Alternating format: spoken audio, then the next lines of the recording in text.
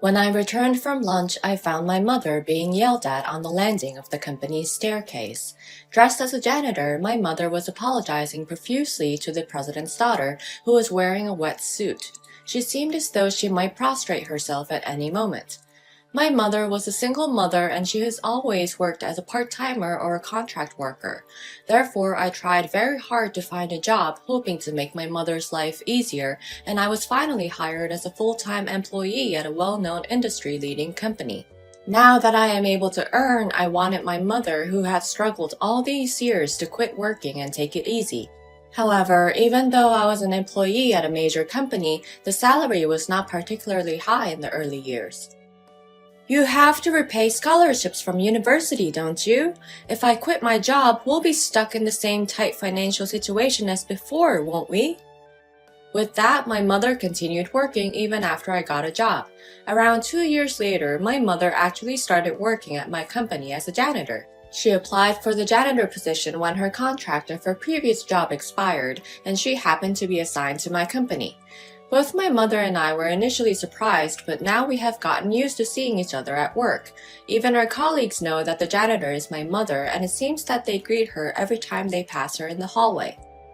You have a lot of nice people in your company, don't you? When she was first assigned, my mother used to say that happily. My mother was someone who seemed to enjoy her work so much, but now she is apologizing to the president's daughter, Cynthia, in the stairwell. What have you done? It's an important suit. It's all dirty now. Cynthia, who is wearing what appeared to be a perfectly tailored suit, is visibly angry as the front of her suit is drenched. There is a tipped bucket and a puddle of dirty water with floating debris on the floor. Judging from the situation, it seems that my mother accidentally poured the dirty water from the bucket onto Cynthia. Cynthia is the daughter of the CEO who joined the company after me, and everybody was being careful with her and the company. I don't personally know her, but I've heard that she is a well-raised woman who doesn't act entitled despite being the CEO's daughter. However, it seems that when the title of the CEO's daughter is added, everyone becomes unsure of how to interact with her. Because of that, Cynthia is a little out of place in the company, and she is now cursing with a high-pitched voice at the cleaning lady, my mother, who is apologizing profusely. I will contact the management company and ask them to fire you. I am truly sorry. I hurriedly ran over to help my mother and apologized alongside her. I deeply apologize for her rudeness. Who are you? I answered while looking down. She is my mother. I am truly sorry for her actions. I will pay for the cleaning fees, so please, could you please spare her from being fired? I don't need any cleaning fee, really. Please don't say that. I took out some cash from my wallet. At that moment, Cynthia's gaze was fixed on my face and she had a puzzled expression, but I offered the cash anyway. I have terrible burn scars on my face. When I was a child, I accidentally knocked over a kettle with which I was boiling some water on the stove and ended up scalded by it. She must have noticed the blemished skin on my face. That's why she had a puzzled expression on her face. She was staring at me in surprise and suddenly her expression changed as if she realized something. Then she turned around and walked away without saying a word. Please, wait! If you don't want to accept the payment for the cleaning, please let me give a handkerchief at least. I chased after Cynthia, thinking it would be uncomfortable for her to stay wet, so I offered her a handkerchief. However, she didn't even glance at me. I'm fine. She just said this and walked down the hallway. Oh no, I stood frozen in place. I must have really upset her.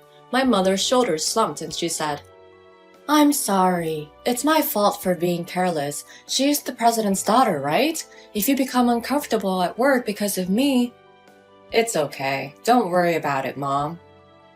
I didn't think that everything was fine, but I had no choice but to say so because I didn't want to see my mother become even more depressed.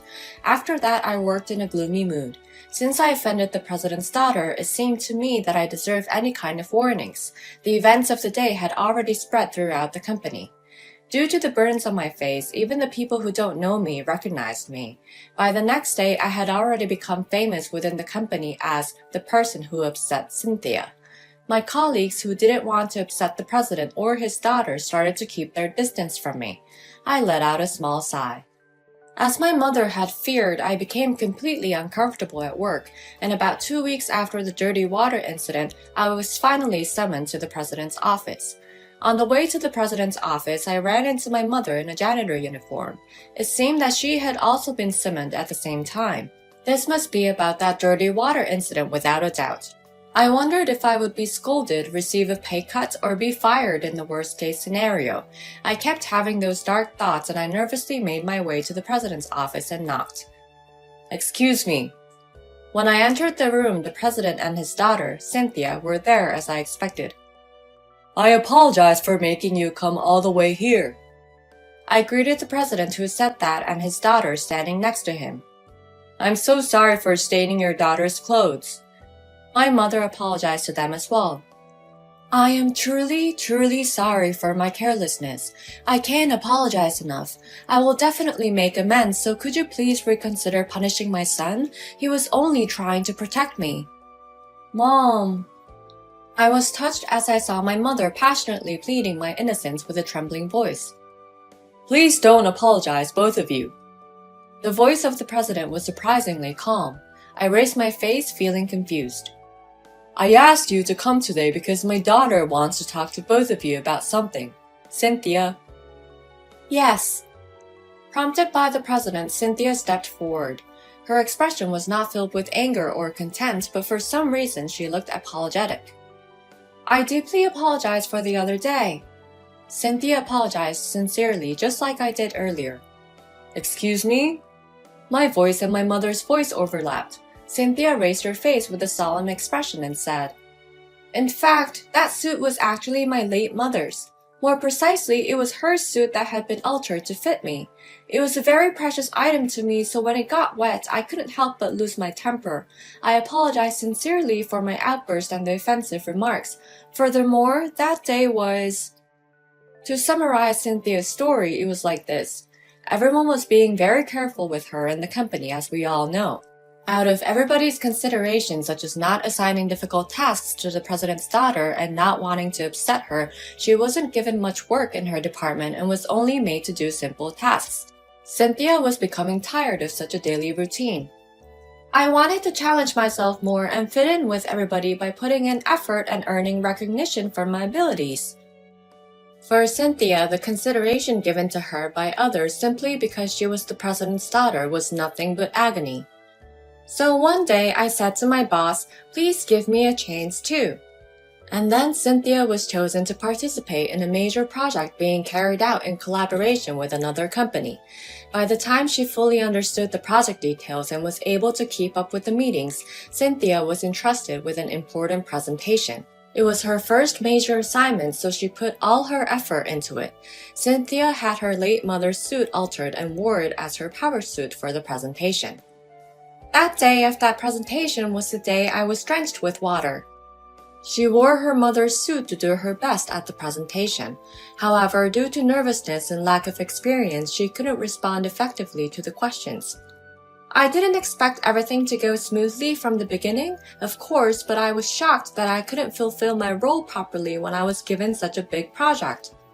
When she returned to the company feeling down, my mother slipped on the stairs and accidentally splashed dirty water with which she cleaned the floor on her. With all the shock piling up, she couldn't help but lose her temper. "I'm really sorry. I know it's not mature to lose my temper like that, but I couldn't control my emotions because of everything that was going wrong. I yelled and made you feel awful. I'm truly sorry." "No, not at all." When Cynthia apologized to her, my mother became flustered. "I'm the one who dirtied your mother's suit. It's such a precious item. I'm truly sorry. I don't know what I can do to make it up to you, but at the very least, please let me do something to make amends." "The stain wasn't too bad, so it's okay," the president said. "I have sent it for cleaning, and they assured me that the stains will come off easily. No need to worry about compensation. Please don't be concerned." "Oh, is that true? That's a relief." My mother heaves a sigh of relief. "I wanted to thank both of you personally," the president said. "Excuse me?" I asked. "You wanted to thank us?" "Yes, It was only when I heard about this incident that I realized my daughter's mental state might be unstable. She never got angry or exploded like that before, so I thought it was important to make time to talk to her. And it was only when I listened to her that I found out she was feeling uncomfortable at work and experiencing strong stress. Without this incident, I might have continued to misunderstand Cynthia. Thinking that way, this incident was actually a blessing for me too. Thank you both for giving us an opportunity to have a conversation with our daughter. No, not like that. My mother and I were both taken aback by the unexpected words of gratitude from the president, and then the president turned towards Cynthia. So, Cynthia, there was something else you wanted to talk to him about, right? He said. Yes. Cynthia nodded quietly. Then she took out a slightly worn amulet from her pocket. Cynthia extended it towards me. Mr. Jenkins, do you recognize this amulet? The amulet was embroidered with the words, academic success. I looked at the amulet and tilted my head for a few seconds. Oh, I remember. Could this possibly be? So, it was Mr. Jenkins after all. A scene from a winter day during my last year of high school has come back to me. It was the morning of the university entrance exam. I was asked for directions to the hospital by a girl who was around the same age as me at the time and whom I didn't know. She seemed desperate and said she wasn't familiar with the transportation in Toronto. I thought to myself, indeed, taking trains in Toronto are complicated. How can I explain it to her so she can understand easily? After much thought, I ended up accompanying her to the nearest station to the hospital. I had left home quite early to study intensively for the final push at the exam venue, so I had plenty of time. Because of that, I wasn't able to do any last-minute cramming for the exam, but on the train heading to the hospital's nearest station, I heard about the girl's situation. Her mother is currently hospitalized and she is on her way to the hospital. Her father is usually busy with work, earning money for her mother's medical expenses, and he doesn't have time to come home. As a result, she has been living at her paternal grandparents' house in the countryside, and it's the first time for her to come to Toronto since she came last time when she was in elementary school. Last night, she received news that her mother's condition had worsened, so she took the first train to Toronto. That's why she wanted to go to the hospital as soon as possible. However, she got lost due to the complex transportation network in Toronto. She was truly grateful to me for helping her out in such a situation. She ran through the ticket gate of the nearest station to the hospital, and I handed her an amulet I had at that time. I was worried about sending her off alone because she seemed almost on the verge of tears. However, I had my own exams to attend to, so I couldn't accompany her. I'm sorry. I am just a high school student preparing for exams, so this is all I have. But I hope your mother gets better, and I'm sending my prayers as well. What I gave her at that time was an amulet embroidered with the words academic success. I was the one who was lost on the road at that time, Cynthia said. Afterwards, I safely made it to the hospital and was able to have a brief conversation with my mother. At that time, if I had been lost for just 5 more minutes, I don't think I would have been able to see my mother. That's why I am extremely grateful to that boy. You reminded me of that day when I saw you the other day, Mr. Jenkins. Because of this. I pointed to the large burn scar on my face. Surely young Cynthia remembered the scar on my face. Yes. Cynthia hesitantly nodded. If Mr. Jenkins was that boy, I was afraid I had returned evil for good, so I wanted to confirm. Once again, thank you very much for what you did back then. I am truly, truly sorry for shouting at your mother the other day. Please allow me to express my gratitude and apology as well. Following Cynthia, the president chimed in. Thank you for helping my daughter see my wife one last time. I also apologize for my daughter's recent behavior. The president and Cynthia thanked me and apologized to me. Oh, no. Please, President, please don't do this. And you too, Cynthia. The president turned towards my mother and said to her, Mrs. Jenkins, you have a wonderful son. Oh, you are too generous with your words. Don't be so modest. Besides, you yourself have become quite well known in our company. Pardon me? There is a person among the janitors who greets me very warmly.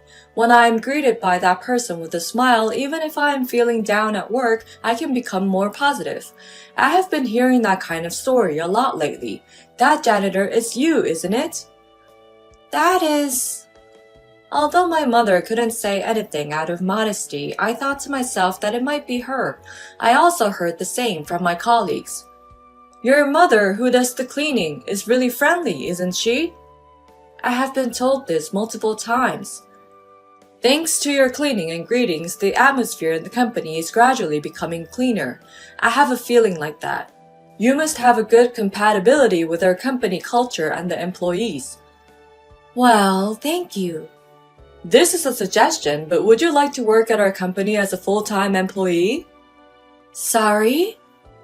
You are currently being dispatched from another cleaning management company to work here, right? How about switching to direct employment with us?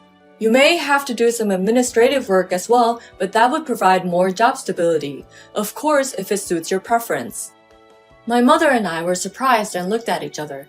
Can something like this really happen? My mother had a look of disbelief on her face. May I really do that? She asked. Of course, you will surely become a great mood maker for our company. My mother's transfer procedure started on that day and proceeded without any problems. A few days later, my mother became an employee at the same company as me. Since we were in different departments, I didn't know the details, but it seemed that my mother had done some office work as a part-timer, so she was surprisingly quick to pick up her new job. She also got along with other employees, and now she occasionally goes out for lunch with Cynthia. Maybe Cynthia is projecting her mother's image onto me, my mother said. As for Cynthia, recently she has been given proper assignments at work and has gradually started to show her father's inherited talent. With the gradual recognition of her abilities, she has gained confidence, stabilized emotionally, and no longer seems to become emotional as she did before. It seems that Cynthia has also found a place to shine, and I feel relieved somehow. I have to work even harder so as not to lose to Cynthia or my mother. Feeling inspired by the two of them while I was thinking such things, I started my work with renewed determination.